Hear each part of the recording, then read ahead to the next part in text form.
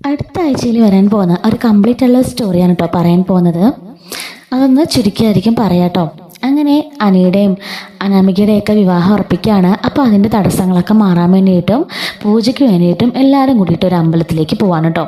Family മൊത്തമായിട്ടും അതുപോലെ തന്നെ അനാമികയുടെ കുടുംബവും ഉണ്ട് കേട്ടോ. എല്ലാവരും കൂടിയിട്ട് പൂജയ്ക്കായിട്ട് പോകുന്നുണ്ട്. അങ്ങനെ പൂജയ്ക്കായിട്ട് പോകുന്ന സ്ഥലത്ത് വെച്ച് ജലജ പറയാണ്, ഈ കല്യാണം എങ്ങനെയെങ്കിലും നടക്കാൻ പാടില്ലടാ, അതിനുവേണ്ടി നമുക്ക് എന്തെങ്കിലുമൊക്കെ ചെയ്യണം എന്നൊക്കെ പറയുന്നുണ്ട്.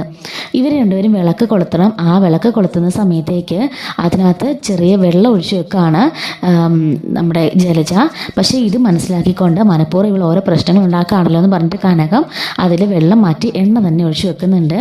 അങ്ങനെ ഈ വിളക്ക് കത്തിക്കാൻ നേരത്ത് അവളും അനാമികയും അനിയും വിളക്ക് കത്തിക്കാൻ നേരത്ത് ജലജ ഇങ്ങനെ നോക്കി നിൽക്കുകയാണ്. അതിപ്പോൾ കത്തില്ലല്ലോ എന്ന് പറഞ്ഞിട്ട്.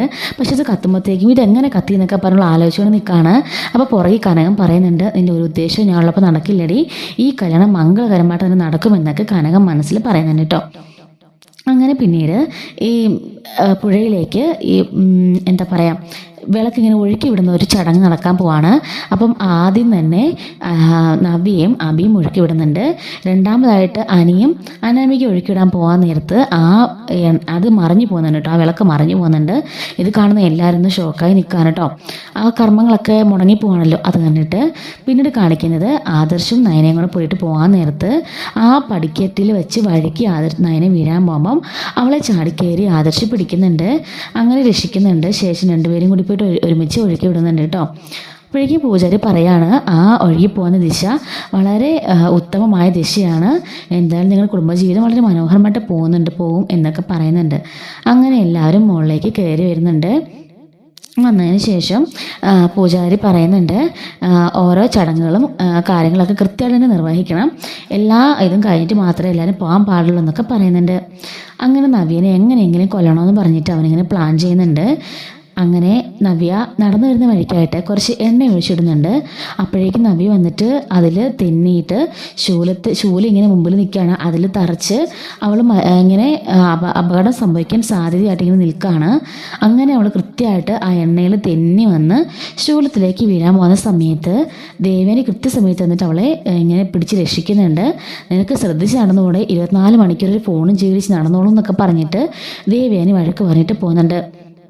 അപ്പോഴേക്കും അബി കരുതാണ്, നശിപ്പിച്ച് കളഞ്ഞ് വല്യമ്മ ഇടയ്ക്ക് കയറി വന്ന് അല്ലെങ്കിൽ ഇപ്പം തന്നെ അവളുടെ കാര്യത്തിലുള്ള തീരുമാനം ആയനെ എന്ന് അബി കരുതുന്നുണ്ട് കേട്ടോ. അങ്ങനെ നവീനെ എല്ലാവരോടും സുരക്ഷിതമായിട്ട് കൊണ്ടുപോകുന്നുണ്ട്.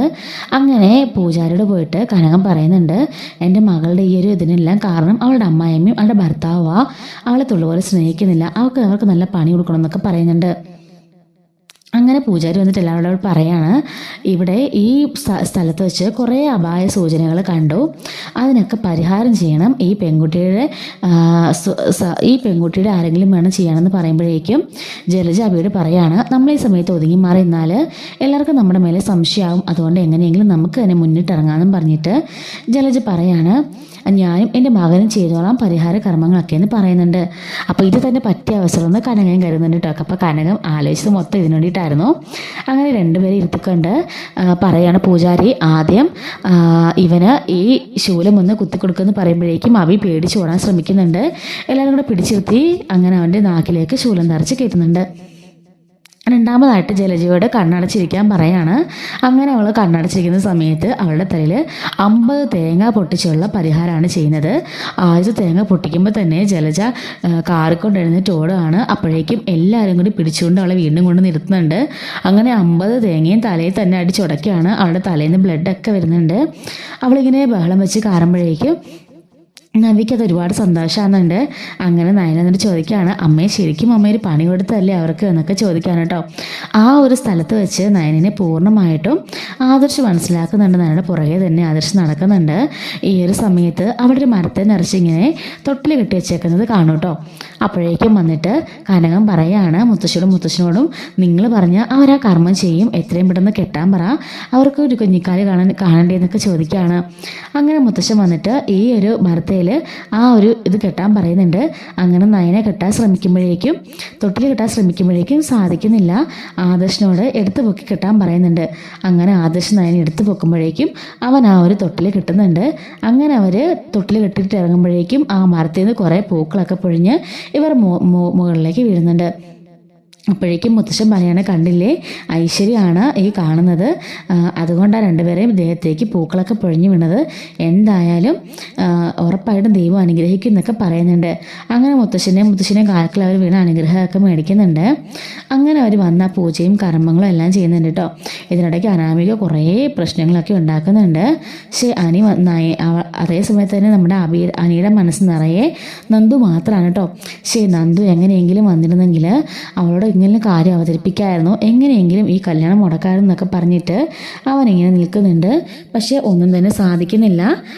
എന്ത് പറഞ്ഞാലും നന്ദു വന്നു പോയേക്കരുതെന്ന് കൃത്യമായിട്ട് പറഞ്ഞിട്ടുണ്ട് കേട്ടോ കനകം. നവ്യ കനകത്തിനോട് വന്നിട്ട് പറയുന്നുണ്ട്, ഇവിടെ അമ്മയും മോനും കൂടി ശരിക്ക് കളിക്കുന്നുണ്ട് അമ്മേ, ഞാൻ വന്ന സ്ഥലത്ത് എണ്ണ ഒഴിച്ചിട്ടത് അവൻ തന്നെയാണോ സംശയമുണ്ടെന്ന് പറയുമ്പം കനകം പറയാണ്, സംശയിക്കേണ്ട, അത് 100% ഉറപ്പ് തന്നെയായിരിക്കും, നിൻ്റെ കെട്ടിയവനും അമ്മായിമ്മയല്ലാതെ ആ കാര്യം മറ്റാരും ചെയ്യില്ല എന്നൊക്കെ പറയുന്നുണ്ട്. ജസ്റ്റ് മിസ്സിന് ആ ദേവേനുള്ളതുകൊണ്ടാണ് എൻ്റെ മോളിൽ നിന്ന് രക്ഷപ്പെട്ടത്, ദേവേൻ്റെ രൂപത്തിൽ വന്നാണ് എന്നൊക്കെ പറയുന്നുണ്ട് കേട്ടോ. അപ്പോഴേക്കും നയനെ പറയാണ്, ചേച്ചീനെ നന്നായിട്ട് ശ്രദ്ധിക്കണം, കാരണം ചെകുത്താൻ്റെ കയ്യിലാണ് ചേച്ചിയുടെ ജീവിതം, അതുകൊണ്ട് ചേച്ചി ഒന്ന് ശ്രദ്ധിച്ചോണം, ഏത് നിമിഷം അപായപ്പെടുത്താനും കുഞ്ഞിനെ ഇല്ലാതാക്കാനും ചേച്ചി ഇല്ലാതാക്കാനും അവൻ എന്തെങ്കിലുമൊക്കെ ചെയ്യും.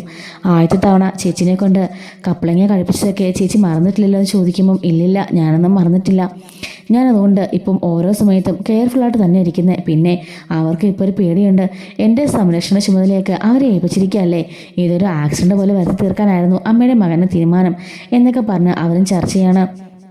ഇവർ പോയി ഇതേ സമയത്ത് തന്നെ നന്ദു വീട്ടിലാണെങ്കിൽ ആകെപ്പാടെ വിഷമിച്ച് ബുദ്ധിമുട്ടിയിരിക്കുന്നുണ്ട് കേട്ടോ.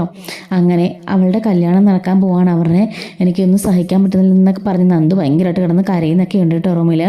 അപ്പോൾ ഇതെല്ലാം ഗോവിന്ദനും കാണുന്നുണ്ട്. ഗോവിന്ദനൊന്നും മിണ്ടാൻ പറ്റാത്ത അവസ്ഥയിൽ ഗോവിന്ദനും അങ്ങനെ ഇരിക്കുന്നുണ്ട്. അങ്ങനെ ഓരോരോ പ്രശ്നങ്ങൾ അവിടെ ജലജ ഉണ്ടാക്കിക്കൊണ്ടിരിക്കുന്നുണ്ട് കേട്ടോ.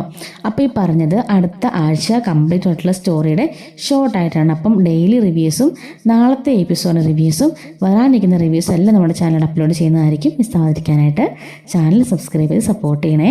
Thanks for watching.